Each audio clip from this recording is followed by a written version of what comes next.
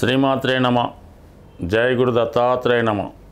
ఈ వీడియోలో మనం మార్చి 30వ తారీఖు నుంచి మే 18వ తారీఖు మధ్యలో శని మరియు రాహులు కలిసి ఒకే రాశిలో సంచరించడం జరుగుతూ ఉంటుంది.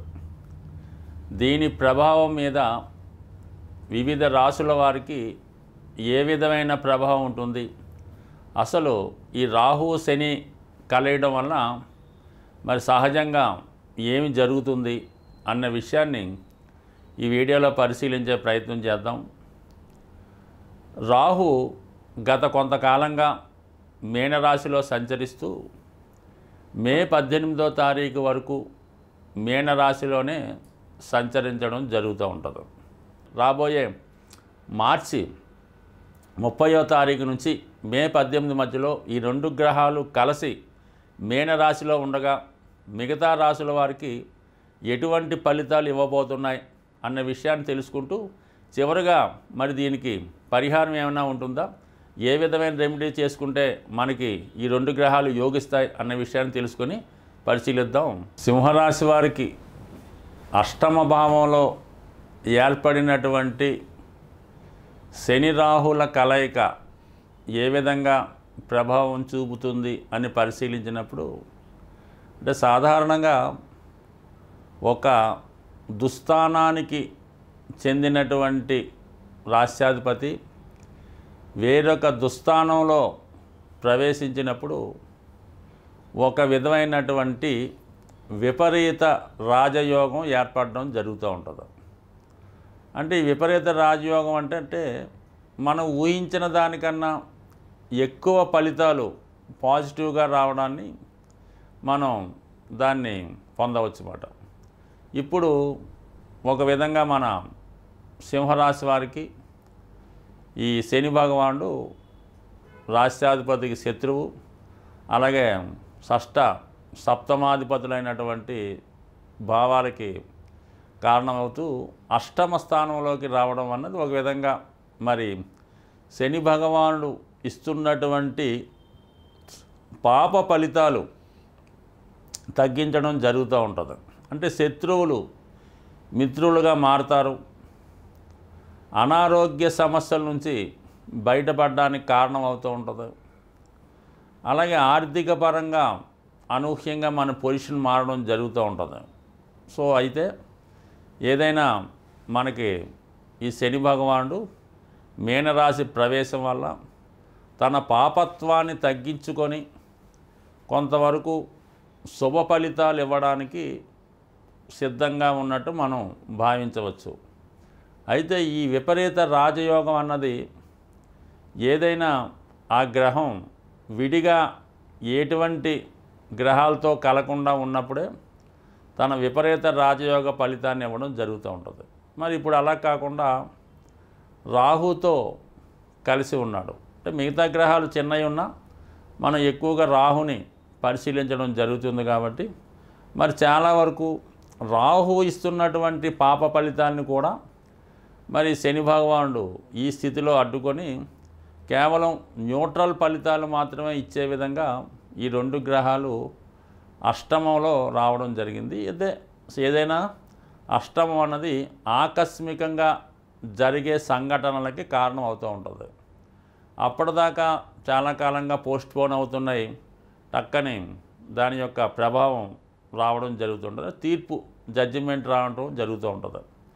లేదంటే మనం ఊహించిన విధంగా ఇంకోటి జరగవచ్చు. అష్టమం అన్నది ఆకస్మిక సంఘటనలకి, ఆకస్మిక ప్రమాదాలకి కారణం అవుతూ ఉంటాడు.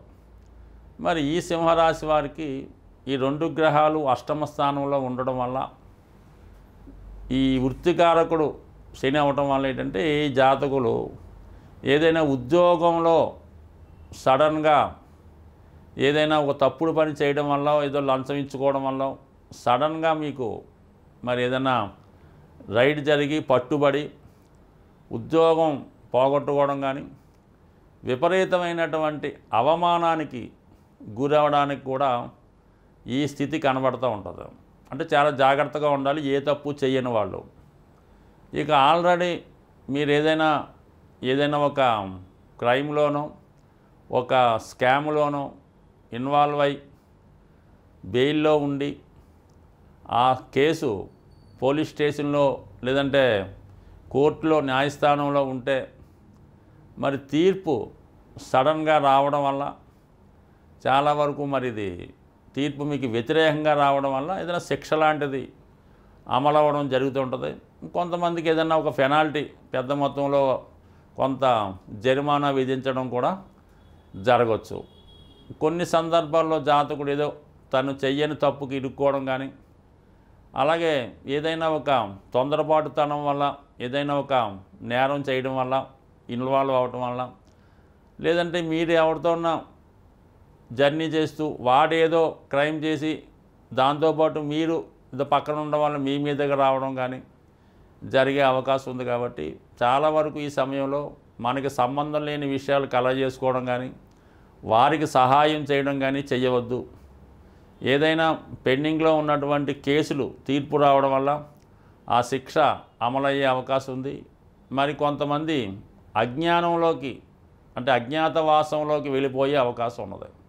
కొన్నాళ్ళు ఎవరికి కనబడకుండా అప్స్కాండ్ అయిపోతూ ఉంటారు. ఈ పోలీసులు కూడా తిరుగుతున్నా ఎవరు తిరుగుతున్నా కొంతవరకు అప్స్కాండ్ అవ్వడం జరుగుతూ ఉంటుంది. కొంతమంది కిడ్నాప్ అయి వేరే చోట వేరే వాళ్ళు బంధించడం కూడా జరుగుతూ ఉంటుంది.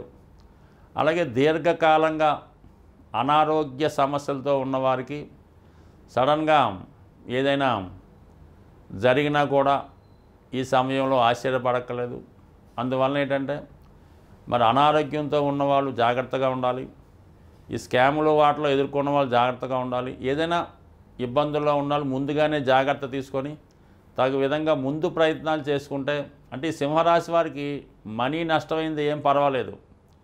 ఏదైనా నేమ్కి అపవాదు అంటే వాళ్ళ యొక్క క్యారెక్టర్కో వాళ్ళ యొక్క మంచి నేమ్కో ఇబ్బంది కలిగితే మాత్రం వాళ్ళు చాలా వరకు తట్టుకోలేకపోతుంటారు. కాబట్టి ఎస్పెషల్లీ సింహరాశి వారు ఈ సమయంలో అటువంటి వారిని ఎంకరేజ్ చేయడం కానీ అటువంటి చోట్లకి వెళ్ళడం కానీ జరగకూడదు. ఏదైనా అనుకోని పరిస్థితులు జరిగితే తగు విధంగా మనం ఇప్పుడు చెప్పబోయే రెమెడీ చేసుకొని కొన్నాళ్ళ పాటు ఏదైనా ఎవరికి కనబడకుండా అజ్ఞాతంలో ఉంటే అన్ని సమస్యలు పరిష్కారం అయ్యే అవకాశం ఉంటుంది. ఈ శని రాహుగ్రహాల కలయిక కొంతమందికి మంచిగాను కొంతమందికి చెడుగాను, చెడుని కూడా మంచిగా మార్చుకునే విధంగా కూడా ఈ రాహు సహకరిస్తూ ఉంటాడు. అయితే ఈ శని రాహులకి పరిహారం ద్వారా వారిని పాజిటివ్గా మార్చుకోవడానికి సులభమైనటువంటి మార్గాన్ని మనకి ఈ శాస్త్రాన్ని అందించినటువంటి పెద్దలు ఒక హింట్ ద్వారా చెప్పడం జరిగింది. అసలు జ్యోతిష్ శాస్త్రం అంతా కూడా రహస్యమైనది. అది వారిలో ఉన్నటువంటి సూక్ష్మాన్ని గ్రహించడమే జ్యోతిష శాస్త్రవేత్తలుగా వారి యొక్క నిజమైనటువంటి కృషిగా మనం చెప్పచ్చు. రాహువు అంటే కేవలం తల భాగమే కాబట్టి అధికమైనటువంటి ఆశల్ని కలిగి ఉండడం జరుగుతూ ఉంటుంది.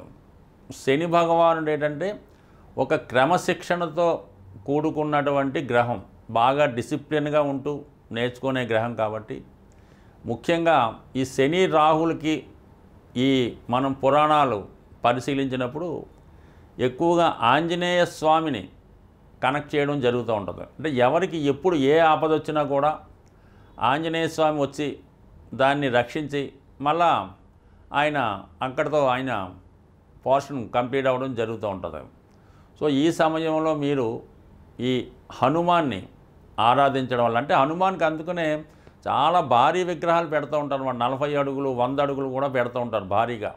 అది రాహు ప్రభావం వల్ల. రాహు ఏంటంటే ఉన్నదాన్ని పెద్దగా చేస్తుంటాడు. ఆంజనేయ స్వామి కూడా ఎప్పుడు చిన్నగానే ఉంటాడు. అవసరమైతే విశ్వరూపంగా పెద్దగా తన యొక్క ఒక విధంగా వాయునందనుడు. ఈ వాయుగ్రహాలు ఈ శని రాహులు కూడా అలాగే ఎక్స్పాండ్ చేసే గుణం రాహుకు ఉంటుంది. ఆంజనేయ స్వామి కూడా తను అవసరమైనప్పుడు మొత్తం ఎంతకన్నా ఎక్స్పాండ్ అవ్వగలుగుతాడు. అలాగే చిన్నగా దూరి కేవలం లంకిని నోట్లో దూరి మళ్ళీ బయటకు వచ్చేస్తూ ఉంటాడు. కాబట్టి ఇవన్నీ రాహు మాయ అంతా కూడా ఆంజనేయ స్వామి దగ్గర ఉంది. మరి శని యొక్క క్రమశిక్షణ అంతా కూడా సేవకా లక్షణాలన్నీ కూడా ఆంజనేయ స్వామి దగ్గర ఉన్నాయి. కాబట్టి ఈ సమయంలో మీరు ఆంజనేయ స్వామిని మరి తమలపాకులతో పూజించవలసి ఉంటుంది. అంటే తమలపాకులండి 100, 41, రూపాయి కూడా అవన్నీ పక్కన పెట్టండి. ఒక బుట్ట తమలపాకులు ఎంత అయితే అంత తీసుకొని ఆ బుట్ట తమలపాకులతో స్వామికి విపరీతంగా అర్చన చేయిస్తారో, మాల వేస్తారో, మొత్తం మీద ఒక బుట్ట తమలపాకులతో అర్చన చేయించడం. మరి రాహుకి మినుములు కారణం కాబట్టి వడమాల, అంటే మినుములతో చేసినటువంటి వడమాల ఒకటి తయారు చేసి, అంటే మామూలుగా ఒక 108 కాకుండా ఒక 1008 వచ్చేలాగా విశేషంగా వడమాల తయారు చేయించి స్వామికి అలంకరించి ఇవన్నీ కూడా గుడిలో పంచిపెట్టడం వల్ల నిరంతరం హనుమాన్ పూజ చేసుకోవడం, హరినామ స్మరణ చేసుకోవడం, ఇవన్నిటితో పాటుగా ఆ జగజ్జనని అమ్మవారు అంటే దశమహావిద్యలు వాటి జోలికి ఏమీ వెళ్లకుండా కేవలం కనకదుర్గ అమ్మవారు అంటే ఎవరినైతే రాక్షస సంహారం జరిగిందో ఈ చండీ హోమంలో ఈ అమ్మవారి యొక్క విశేషంగా చెప్పడం జరుగుతుంటుంది. ఇంకా విపరీతమైన ఇబ్బందుల్లో ఉన్నవాళ్ళు ఈ చండీ హోమం పాల్గొనడం వల్ల, చేయించడం వల్ల, శ్రద్ధగా ఆ చండీ హోమాన్ని వీక్షించడం వల్ల ఏదైనా ఒక పుణ్యక్షేత్రంలో జరిగినటువంటి చండీ హోమానికి ఎక్కువ విలువ ఉంటుంది. అలాగే ఏదైనా ఒక పవిత్ర దేవాలయంలోనో ఒక గోశాలలోనో చేస్తున్న దానికి ఎక్కువ విలువ ఉంటుంది. మరి కొంతమంది అవకాశం ఉన్నవాళ్ళు దాన్ని భరించగలిగే శక్తి ఉన్నవాళ్ళు అంటే పూర్తిగా ఉంటేనే మీరు ఈ చండీ హోమాన్ని మీ యొక్క గృహంలో చేయించుకునే ప్రయత్నం చేయండి. దానికి తగు విధంగా అంటే చండీ హోమం మీ ఇంట్లో చేస్తున్నారంటే అదేదో తూతు మంత్రం అని మాత్రం మీరు అనుకోవద్దు. సమస్త దేవతలు మీ గృహాన్ని విచ్చేయడం జరుగుతూ ఉంటుంది. మరి ఆ వచ్చినటువంటి దేవతలకి మరి ఆ హోమంలో అన్నీ సరిగ్గా సమర్పించవలసి ఉంటుంది. చేస్తున్నటువంటి హోమాన్ని చేసినటువంటి అధికారులు కూడా కరెక్ట్గా దాన్ని నిర్వహించవలసి ఉంటుంది. కాబట్టి బాగా సౌకర్యాలు ఉంటూ పెద్దగా మనం చేయించగలం అంటేనే చేయించుకోండి. లేని పక్షంలో ఏదైనా దేవాలయంలో చేస్తుంటే అందులో మీరు పార్టిసిపేట్ చేసుకోండి. ఈ విధంగా చేసుకొని ఎక్కువ సమస్యలు ఉన్నవారు మామూలుగా నిరంతరం ఆంజనేయ స్వామిని పూజించుకుంటూ అప్పుడప్పుడు తమలపాకులతోనూ వడమాలతో పూజ చేయించుకుంటూ చక్కగా మీరు ఈ రాబోయే ఈ 50 రోజుల్లో ఏదో ఒక రోజు చేసుకొని చాలు. అవకాశం ఉన్నవాళ్ళు కంపల్సరీగా ఆ ఫలితం మీకు నిరంతరం అంటే రాహువు అనుగ్రహం ఇచ్చాడంటే చాలా సూక్ష్మంగా చాలా తొందరగా ఎక్కడికో తీసుకెళ్ళడం జరుగుతూ ఉంటుంది. అదే ఆగ్రహించాడు, కోపగించాడంటే మనిషికి చాలా చెడ్డ పేరు వస్తుంది. పూర్వకాలంలో ఉన్నటువంటి భయంకరమైన వ్యాధులకు కూడా రాహువే కారణమవుతుంటాడు. అలాగే అవమానం ద్వారా ఏదైనా జైలు శిక్ష అనుభవించడానికి కూడా ఈ రాహువే కారణమవుతుంటాడు. కాబట్టి మరి ఏదైనా ఈ అమ్మవారిని ప్రసన్నం చేసుకోవడం, ఆంజనేయ స్వామి వారిని పూజించుకోవడం, ఈ రెండు చేసే ముందు విఘ్నేశ్వరుని ప్రార్థించుకోవడం ద్వారా కేతుగ్రహ అనుగ్రహం కూడా మీకు రావడం వల్ల సంపూర్ణంగా మరి ఈ బలాన్ని అంటే ఈ రాహుకేతువుల యొక్క శక్తిని మీరు పాజిటివ్గా ఉపయోగించుకుంటారని ఆశిస్తూ స్వస్తి.